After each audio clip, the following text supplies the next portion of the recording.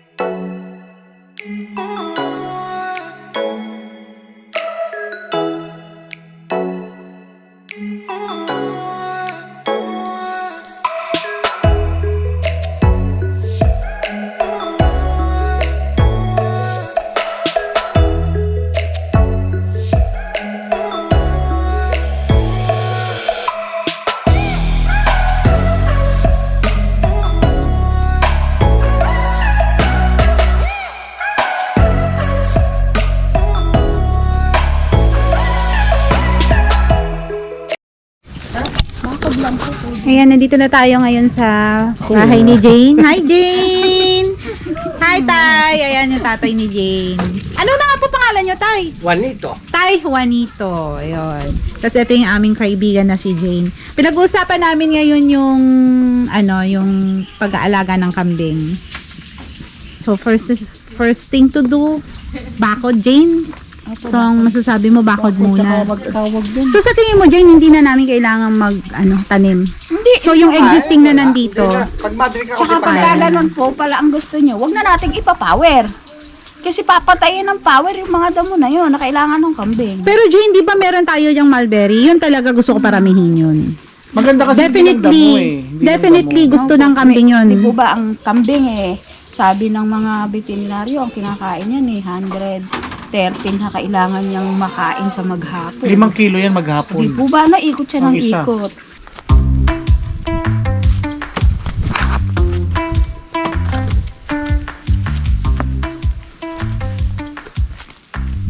Dali na! Hello mga kabukid! O, tinan niyo yung mulberry. Ayan, ito yung favorite ko Hinog na siya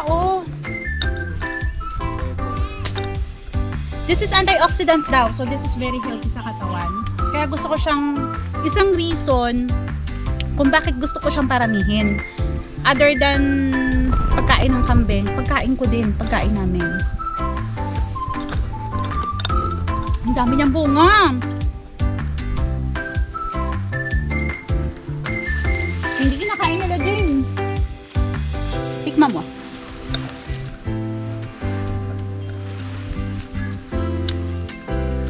Masarap. Masarap, di ba? Okay na to.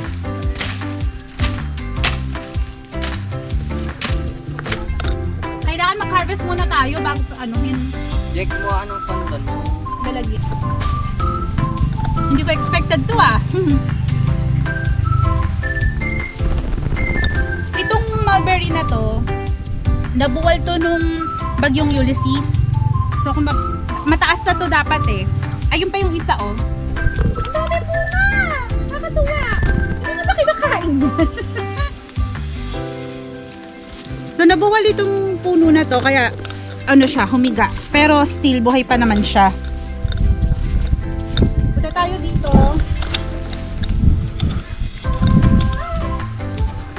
Nakakatuwa kasi nung dinala ko to dito, nung pinatanim ko, ganito lang yan oh, liit lang. Tapos after a year, eto na siya. And then I discovered pala, kapag pala nagtanim ka ng mulberry, dapat tinitrim mo siya o tinatanggalan ng dahon. Tinatanong ko na. Ay, tinatanong niyo ako? Maglilipat na tayo. Maglilipat ng Puno nila. magtatanim. Puputol tayo ng sanga. Tapos wala lang po. Oh, ay, tatanim lang siya. Dito rin na. Kahit saan. Kung Ay, Dun, di rin dun. ako, ano. Di ko aabot. Mamatay lang. mamamatay kasi walang tubig. Sayang. Hindi, magtanim tayo doon. Yung- sana Siguro sa seedling ba ganun? Oh, pwede ho sa plastic. Oo. Tapos puputulin ho natin ng mga ganyan. Maliliit. Mm. Oo. Tapos itatanim natin. Kahit Para na- pagdating ng mag-uulan na. Oo, saka siya itatransplant. Okay, sige. So, may plastic ba? O di kaya kahit mga wheelchair. Ito na lang po tayo magkumuha sa dapa. Nakain yun. Talaga? Sabi sa YouTube maganda daw pagkain ng kambing ang mulberry. Kasi nagre-research kami Medyo nakaka-confuse na. Sa important po siguro, kambing. Mabawer po.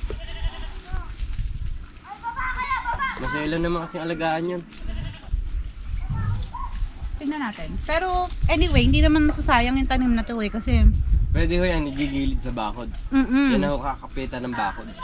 alam nyo ba, itong otsbong na to, pwede siyang isahog sa malunggay. Ay, sa munggo.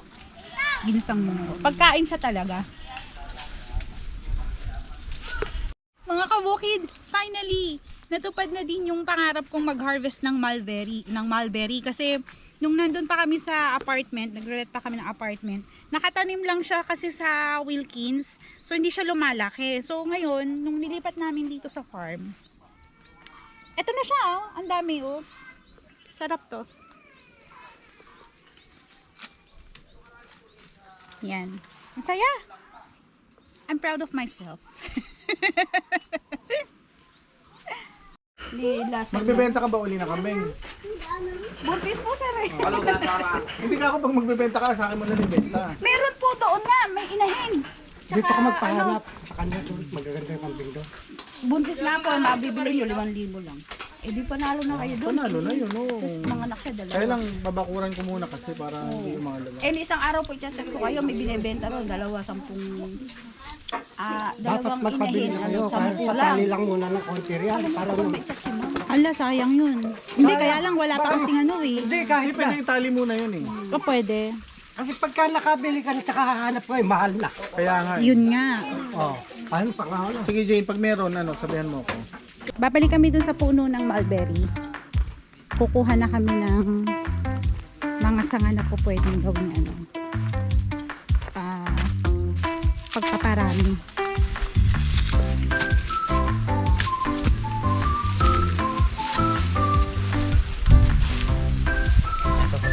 Sige. Tapos pwede natin siyang putol-putulin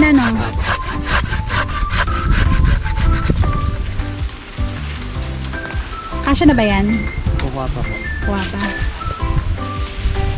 Yan, mulberry!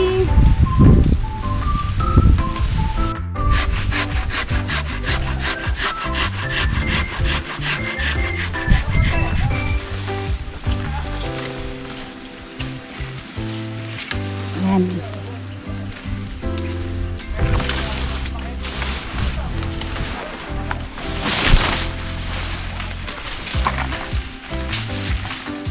Medyo ingat lang tayo kasi ang dami ditong skull rock.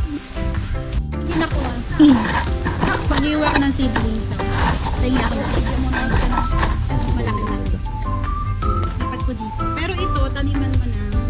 Grabe pala yung ang babaw lang pala. Reject yata.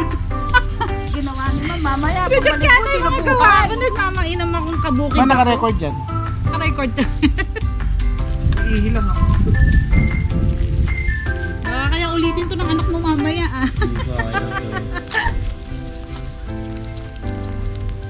Tapos diligan mo na.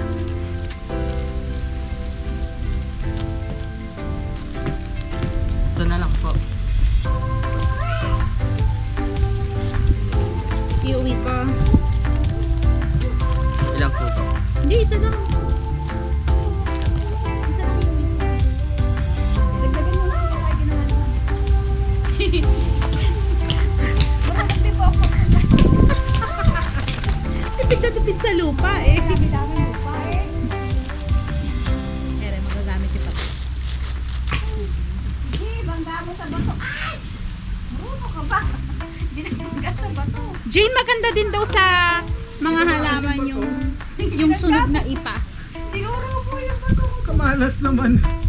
Nilalagyan po ng ano yun, tae po ng manok. Yun. Nahalo po, ipat. Sunog na ipa. Apo, nahaluan po yun ng ano, tayo ng manok.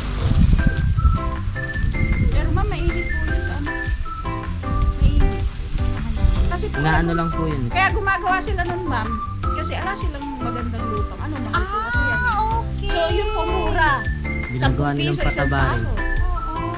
Hindi na rin silang papataba. Pero ito, hindi na natin kailangan kasi maganda na yung lupa natin. Pala yun. So yung Napier, Jane, ano yun, pagkain ng kambing. Tsaka ng baka. Meron nakukuha dyan. Meron po dyan. Tapos pwede natin paramihin dito. Tanin. So yung yung susunod na punta namin mga kabukid, kailangan pala talaga namin magdala ng madaming seedling bag. Para pang ano na yon, pang habang hindi pa kami nakakabili ng kambing, eh lumalaki na at tumutubo na yung mga meron na po kayong buhay. Kinakain din po kasi ng kambing yan. Yun nga eh. Saka maganda nga siyang bako dun. Kakaiba. Kakaiba siya. Kasi iba, may hugan. Anyway, wala namang mawawala sa atin eh. Libre lang naman magparami.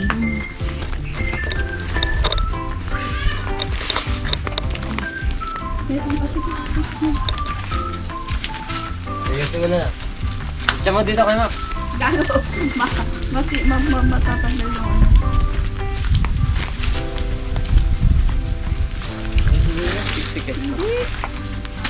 Naiba yung ano natin eh. Naiba yung plano namin eh. Ang plano namin talaga directly itatanim siya sa lupa. Eh, discourage kami ng mga experts dito. Kasi wala daw ulan. May hirapan makasurvive yung halaman. So, kailangan muna malapit muna dito sa structure ng bahay para madaling madiligan.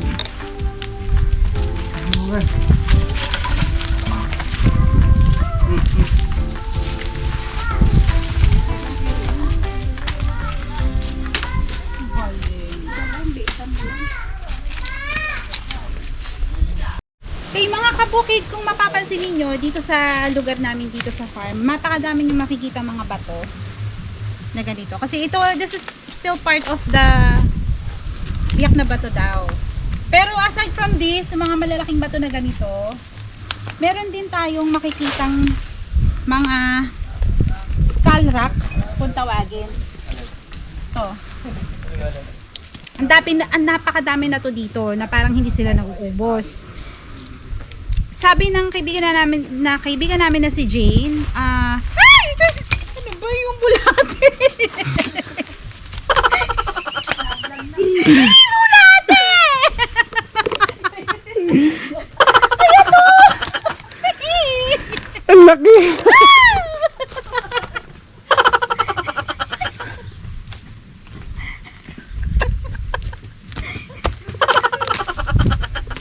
Sorry! Ang original niya na itsura, kasi maitim na siya ngayon dahil syempre nalupaan, naulan na, naputikan. Ang totoong kulay niya, puting-puti. So kapag na-process na siya, napakaganda niyang gawing palamuti sa mga aquarium at saka ginagamit din sa pagla-landscape. So kung meron kayong interest dito, so comment lang kayo para matulungan ko kayo makahanap ng ganitong klase ng bato na pwedeng gamitin sa pagla-landscape. Ito mga kabukid yung mga collection ng mga iba't ibang skull rock. So ito, sinosort ito according to their sizes. Ayan, so napakadami nila. Sa pagkakalam ko, meron ng kuha na to eh. Kaya nakaipon na siya dito. Dito naman tayo.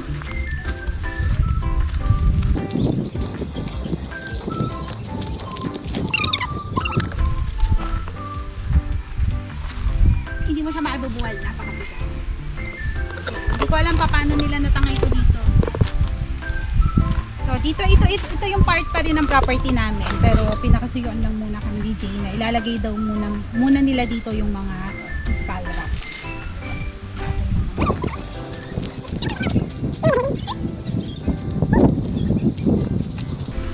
Mga kabukid, ito yung isang puno na naitumba ng Ulysses nakaraang bagyo. Puno ito ng Jimelina. So, tignan nyo yung ilalim mo. Meron pa rin siyang skull rock. May bato pa din siya.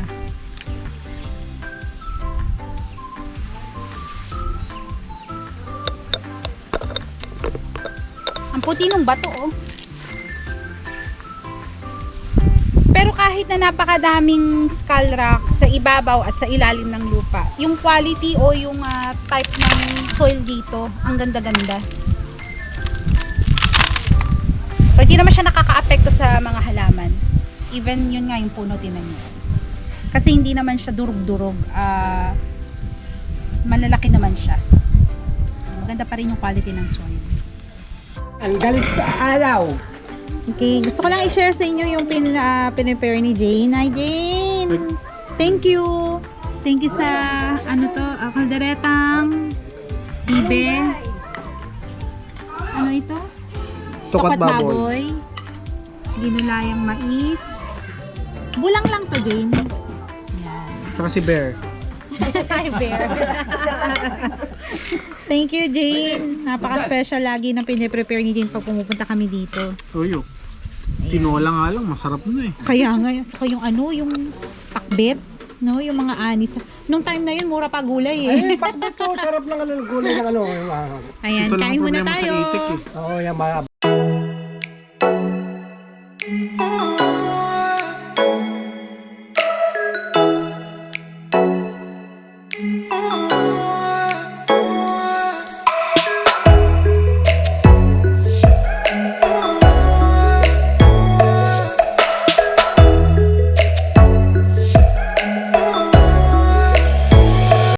Sakay na lang doon. Jane, maraming salamat. Happy New Year, see you. Magchat-chat na lang uli ako pag pupunta. Babush. Salamat po, ma'am. Isasend ko po yung ano doon para baka maano. Oo. Sayang. I-update mo ako, ha? Sige. Bye-bye. Mga kabukid, pauwi na kami ngayon. Nakakatuwa lang kasi ang sarap magstay sa farm. Ano nga lang, yun nga, hindi nangyari yung inaasahan namin at ang plano namin na magtanim directly doon sa lupa kasi tama nga naman, walang source ng water kasi right now doon, kundi yung rain lang.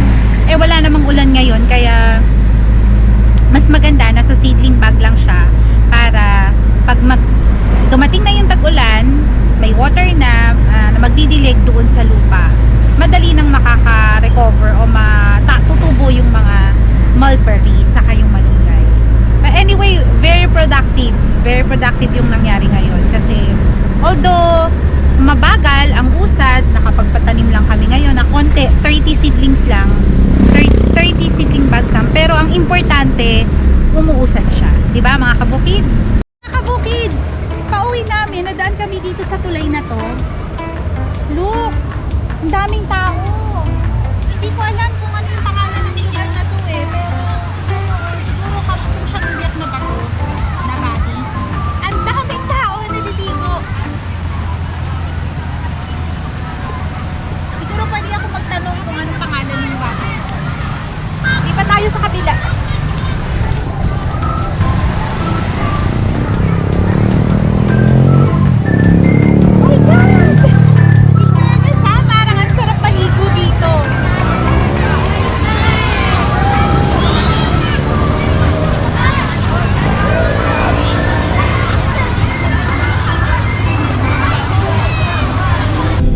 Kabukid, pupunta tayo ngayon kay kaibigan kong Melody, ang aking mega distributor. Nandito tayo ngayon sa Paseo de San Roque, San Rafael, Bulacan. Dadaanan ko siya para batiin ng Happy New Year. At saka para na din meron kasi kami ganapang bentahan. So may pipikapin lang ako sa kanila and para i-greet na rin siya ng Happy New Year.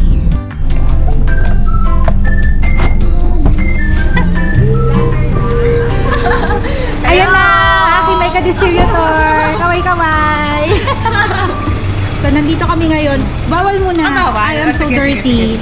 I am filthy and dirty. Hindi kasama si Dea? Hindi eh, nasa Biak na ba to? Saan ka do? Saan daw kami pwede mag-park? Ito, pwede dito. Ayan, mga kabukid, actually, ito yun eh. Kung di ako nagkakamali, ito yung kukuhanin ko ngayong araw na to. Diba? Tama ba ako? Ito yung pipikapin ko. Ito nga. So, ngayon, na-idea na kayo kung anong magaganap. Balik Alindog, saka ano daw, Road to Barbie Body ba? Road to Barbie Doll. Yan mga kabukid, pauwi na kami talaga. Totoo na to. So, makikita ninyo, ganda ng sunset. Oh, nandito tayo ngayon sa Pulilan Baliwag Bypass. Nag-enjoy ako sa araw na to, and I hope to see you mga kabukid next